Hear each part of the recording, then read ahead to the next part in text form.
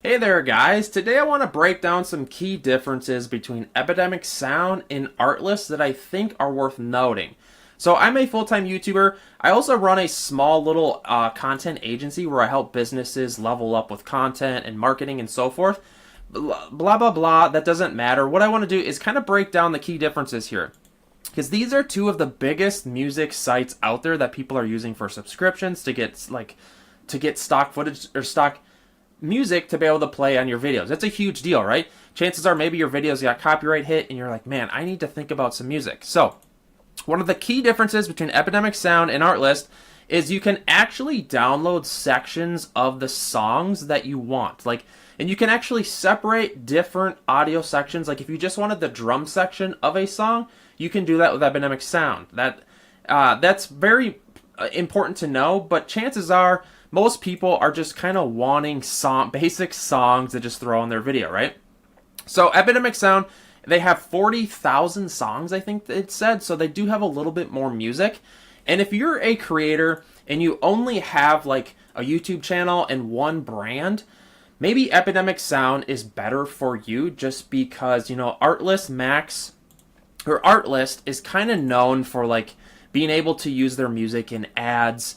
And one thing I really prefer about Artlist, and I keep saying Artlist Max, you don't have to get Max, but I think the Max version of Artlist is hands down like the best bang for your buck, because a lot of people don't know this, but you actually get stock video footage that you can use with Artlist Max, and I think it's like $40 a month, but to be able to get video, cool B-roll, and stock footage to be able to use in your videos, and a lot of people aren't talking about this, but they actually have some of the best stock footage out there.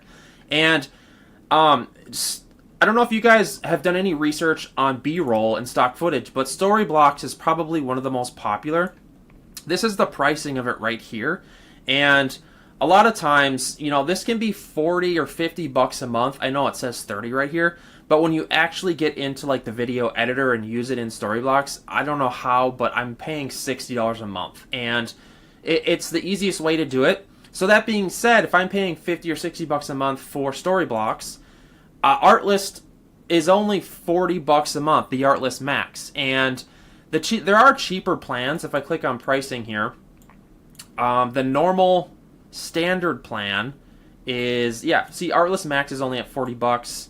The footage and templates you can get for $30, and the pricing is very similar between Epidemic Sound and Artlist.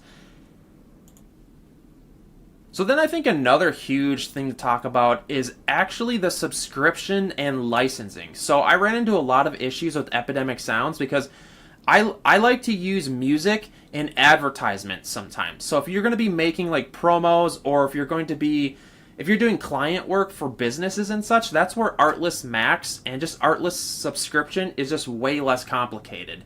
If you're just a plain creator, Epidemic Sounds can work great. But if you're creating, like for me as an agency setting, or if you're a freelancer, you need to be very careful with the Epidemic Sound subscription, because you only get one brand. Whereas Artlist, I can do like business for other people and freelance and use the music no questions asked. And I think Artlist subscription and licensing is a lot more laid back, and I've heard that from a lot of content creators. And so we essentially get all the music, all the footage, the video stock B-roll. We get sound effects, we get voiceover, and we get motion graphics templates, which you don't get that. You don't get that with Epidemic Sound. You essentially, with Epidemic Sound, you kind of just get music and sound effects. They have this voices. They're essentially trying to copy Artlist. If you want my honest opinion, all this wrapped up, they're extremely similar. I think the huge difference in licensing is the fact if you're going to be doing client work, Artlist Max is the best option. And if you're going to be needing stock B-roll, that's like really good. Artlist has really high quality stock B-roll. It comes in 4K.